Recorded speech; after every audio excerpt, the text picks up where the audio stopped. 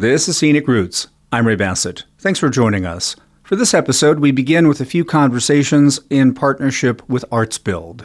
For the performing arts, dedicated spaces can be a challenge. Early this year, Arts Build, the nonprofit that supports the arts here in Chattanooga and Hamilton County, announced a comprehensive feasibility study to assess the need for a community performing arts center. 6 months into the study, what have we learned so far? Blake Harris, a local theater director, professor, and entrepreneur, is project manager for the Arts Build study. Blake, thanks for joining us. No, thank you, Ray. I really appreciate it. Tell us more about the need that this study is focused on. For decades, we have heard artists and performing arts groups expressing that there is a strong need for facilities, specifically for small to medium-sized spaces that can seat more than 75, but less than the current offering of around 2,000. And we also heard that there is a desperate need for rehearsal space. And as a director and producer in Chattanooga myself, I always thought it was a me problem. But as we began talking, we realized we all have our noses to the ground. We're doing the grind. We're making the work. And when we all looked around and said, wait, it's an us problem. This is a community problem. And so we've come together to address this issue of needing space, rehearsal space, space to really incubate and grow our companies and our ideas and our community outreach. So that's the impetus of this entire project, is addressing that need for rehearsal space, for small to mid-sized performance spaces, and allowing people to express themselves and reach everyone in the community and come together in that effort. This is phase one. This is about quantifying what everybody knows is out there that's needed in order to better articulate what's next. Absolutely. So I was talking with Rodney Van Valkenburg, who is with the Chattanooga Theater Center, and he put it in a great way that many of us have discussed what is called cardiac research, which is, in my heart, I know it's true. But that will only get you so far. It doesn't matter that all of us have had these shared experiences, and we now talk about them amongst ourselves and even with our constituents and our funders. But now we need the real research, the data, and that's what phase one provided us. It showed us that it was not only a need, it was a large need, and that they interviewed, I think, just under 90 people in Chattanooga. And by they, I mean we hired web management out of New York City. So they're not from our community, so they could have a very non-biased perspective on this. They're also nationally recognized for this work. And we were so excited that they agreed to work with us. Yeah, the research came back and said, there is a quantifiable need, not only amongst the organizations that would utilize such a space, but the audiences as well. They are asking for access to local produced work of all performing arts métiers. So we're talking dance, music, improv, puppetry, anything that involves performance. And then talk more about what's ahead. What does phase two look like? We're not breaking ground. We have no drafts of spaces, but what was identified was that there is a justifiable case for around 3 smaller spaces, preferably located in one site, and then several rehearsal spaces that community groups could have access to, or individual artists could have access to, and a shop, not a place where you can go and purchase things, but a shop where you can build sets. So a woodworking shop, a costume shop, and then also storage and rentals for set pieces, flats, costumes, props. So it's really about combining resources and coming together and creating an arts hub. We have so many amazing groups in this city creating incredible work. But as I said earlier, we're all working so hard on our individual projects. Now we're asking, what can we do when we come together? And we're really excited about that. So phase two is really looking at, if we make this happen, what could it look like? So yes, that's from a physical standpoint. So if we materialized these buildings and had investment in them, what would they look like? Where would be the best place for them to be located that is accessible to most people in our broader community? And then the other side of that is looking at business plans. So how could this venture be funded? And we know that the arts are in a vulnerable place right now. That's not necessarily new, but what is new is the innovation that could be brought to this project, including green initiatives and broadening our sense of what arts and culture is. And not to duplicate any efforts in Chattanooga, but to provide things that aren't currently here. And we are also going to be looking at governance models. So we don't want just a cookie cutter model, because Chattanooga, as we all know, is not a cookie cutter city. So we are our very own city with our unique set of opportunities, and we want to make sure the project reflects that. And so phase 2 is all going to be about organically growing from the needs that have been addressed, and it's starting from a place of need, not a place of, well, this is what you should do. So nothing is set yet, and I encourage anyone who is interested in talking more to get in touch with me, blake@artsbuild.com. And if you'd like to meet or talk about your group or your efforts in Chattanooga, please reach out. And for people who want more information on this as it unfolds and keep up on everything at ArtsBuild, they can go online to artsbuild.com. Blake, thanks so much. Thank you, Ray. Periscope is a business development program at ArtsBuild that connects artists with entrepreneurs in the Chattanooga area. Now in its third year, applications for a new cohort of artists are due by this Friday, August 1st. Brianna Jones manages the Periscope program at ArtsBuild, the nonprofit that supports the arts here in Chattanooga and Hamilton County. Rosetta Greer is a Periscope mentor. Brianna, Rosetta, thanks for joining us. Thanks for having us. Thank you for having us. Tell us more about Periscope. Periscope is in its third year. We're recruiting applications right now. If you're not familiar with the program, Periscope is an artist entrepreneurial training program. It operates in 3 parts, the first of which is a classroom setting where participants can learn business acumen. The second part is mentorship with local entrepreneurial experts. And the third part is a pitch night and entrepreneurial showcase. And Rosetta, tell us more about your involvement with this. I served as a mentor for Periscope, and it's been one of the most fulfilling parts of my work in Chattanooga. I've had the opportunity to mentor 5 entrepreneurs over the past 2 years and work with others in the program, offering them curated business development support through the same lens that I use in my company, Crowning Your Essence. What's beautiful is that most mentors come from specific industries, but I serve across all industries and business stages, from creatives to tech to service-based businesses. In year 1, my mentees were further along in their journey, so they were ready to scale, refine, and grow. And in year 2, I had mentees that had more roadblocks and more challenges, and they were more overwhelmed at times. So I had to meet them where they were, and it helped them from a smaller level to a grander level to not just build a business and focus on that, but have a belief in themselves. That's what makes Periscope so special. It's not just a program, it's a launch pad. And I've seen real, lasting impact in the lives and confidence of the entrepreneurs who came through it. Now that Periscope is in its third year, how has it changed? We've really tried to refine the program to the participants that we get into the entrepreneur ecosystem that Chattanooga has. So partnering with TFCU, who sponsors our cash prizes for Pitch Night, to connecting with the Chamber, Urban League, and other entrepreneurial support organizations, Collab, etc., building the network within Chattanooga. Because the program is modeled after Periscope in Nashville, ABC Nashville is our parent program. And so each year we've refined it and tailored it to our local ecosystem.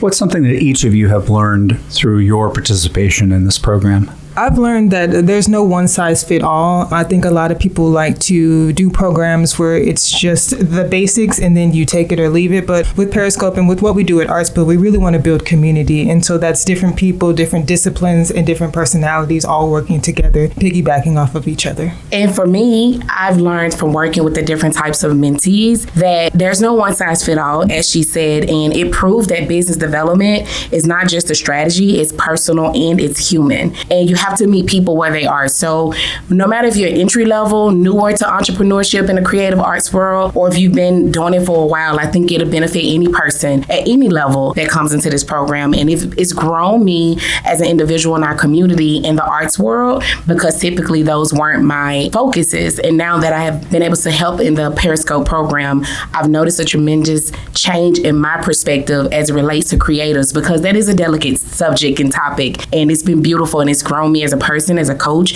and also just as a community member. And Brianna, for people who want more information and if they want to apply, where can they go online? You can find all the information about the program itself and then how to apply on artsbuild.com/programs. All right, Brianna, Rosetta, thanks so much. Thank you.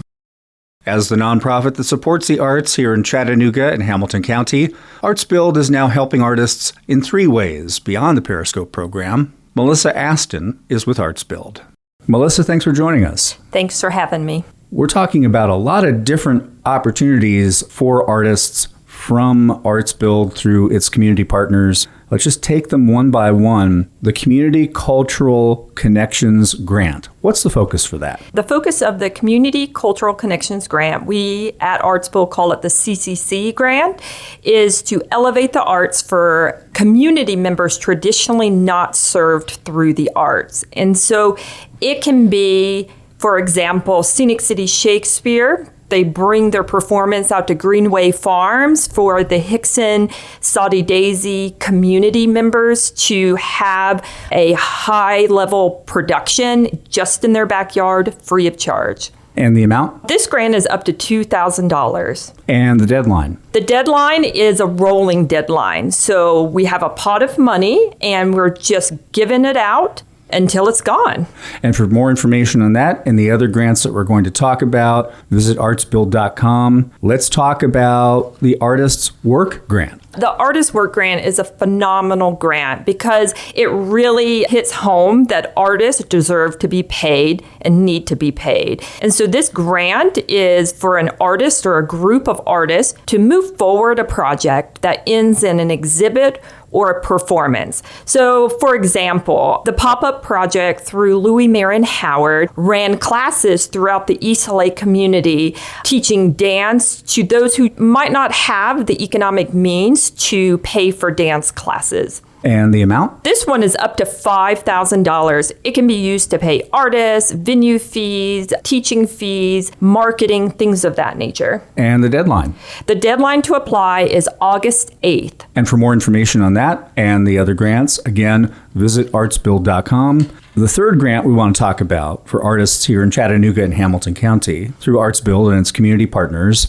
is focused on access and opportunity. This grant is also up to $5,000. This grant is prioritizing artists who are United States veterans or an artist who works with families or veterans themselves. And so there's a little bit of leeway in who can apply for this grant. Give us an example of this grant at work in previous years. Each fiscal year, we do prioritize a group of artists who traditionally are not at the funding table. And so the current round that is running is artists who are disabled. For an example, we have an artist who has always dreamed of connecting her art to wellness and how art can create elevations of wellness through workshops. And so for this year, she's running art workshops with community members free of charge so that she can hone her craft and do it even better. And let's talk about the support for ArtsBuild. We are very grateful to be supported through the City of Chattanooga,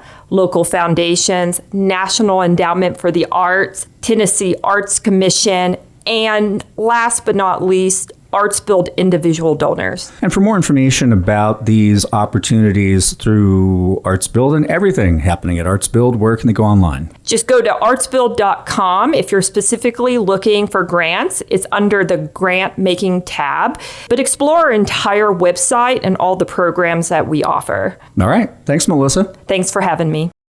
Ken Jones has worked at EPB here in Chattanooga for nearly 25 years, and recently he was promoted to Senior Director of Business Services. Here on our campus, the University of Tennessee at Chattanooga, he has earned an MBA and a degree in entrepreneurship, taught as an adjunct professor, served as president of the Chattanooga chapter of the UTC Alumni Board, and joined us on air here at WUTC during a few of our pledge drives.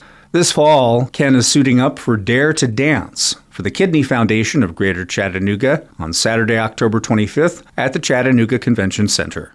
Ken, thanks for joining us. Yeah, I'm happy to be here, Ray. Thanks for having me. Tell us more about this cause and why it matters to you. This cause is Dare to Dance 2025 from the Chattanooga Kidney Foundation. And the reason this one is important to me is my mom's best friend. I remember her growing up as a kid. My mom's best friend, they went to middle school together, high school together. They've been around each other for as long as I can remember, as long as I've been alive. My mom's best friend has a catering business that my mom helps out with because she's retired. And last year, she had a kidney transplant. And I know how tough that was on her. And then my mom was always there for her best friend. And so my mom's been by her side through this and been to some hospital visits with her. And so when the Kidney Foundation reached out to me and asked me would I be a part of this year, my answer was absolutely, because it became personal to me. Tell us more about how you will be involved in this. Now that's the funny part, Ray. So Dare to Dance is an event where the Chattanooga Kidney Foundation takes a person in the community like myself and several others, and they call us celebrities. Why I'm a celebrity, I'm not quite sure, but I think we'll have a lot of fun with it. And they'll Good enough for me. Yeah, and they'll pair us with a professional dancer. And so that professional dancer and the celebrity, they come up with a theme that they want to incorporate for the actual dance event. And so it's a contest of all the celebrities paired with the professional dancers. I think it's like a total of 12 or so of us, if I remember correctly. So we're all required or asked to raise at least $25,000, as well as do a dance performance on the actual event day of October the 25th, 2025. And this is where? This is at the Chattanooga Convention Center. This is Dancing with the Stars. That's exactly right. So that's the fun part about it, you know? Get to show off a couple of dance moves, or the lack thereof if you're me. Tell us more about the professional dancer you're working with, what that experience has been like so far. Her name is Amanda. I got a chance to meet Amanda about 3 weeks ago, and she actually works for Nissan and does a lot of things with the quality control, I believe it is. And so she's also a professional dancer. Her dance studio is at G2G Salsa over off Center Street, I think it is, right off Shallowford Road. And so she has her hands full teaching me these dance moves that we're looking at. And so we've had a few practices, and going through the practices from ballroom perspective and understanding that I have to be the lead and how to lead her. It's very interesting because I'm just used to, you know, getting out and having a good time. But like this is more of like a kind of a formal but yet fun, exciting mixture of like some ballroom and some hip hop and things like that. So we're just trying to mix it up a little bit, hopefully get the crowd involved, get people to laughing and having a good time, and just getting in the groove of the routine that we're putting together. Have you and Amanda had the discussion about wardrobe yet? We have, and it's a big secret.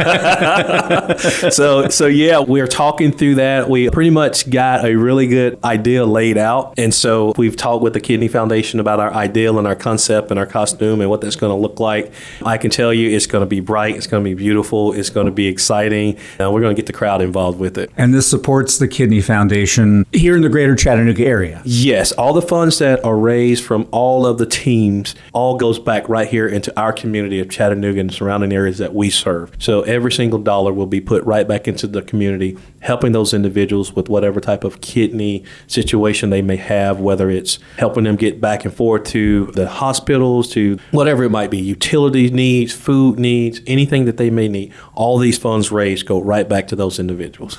And for people who want more information about the foundation and Dare to Dance in October at the Chattanooga Convention Center, where can people go online? The easiest place to go is daretodancechat.com. That's CHATT.com. Daretodancechat.com is the easiest place to go. It has all of the teams listed on there, so you'll get to see everybody, all the teams that are participating. You'll have information about sponsorships, donations, getting a table, being a part of it. There's even a virtual option. So if you're out of town and somewhere else and you just want to see it, there's a virtual ticket that you can purchase as well, so you can see the live stream. All right. Ken, thanks so much. Thank you, Ray. I appreciate you having me.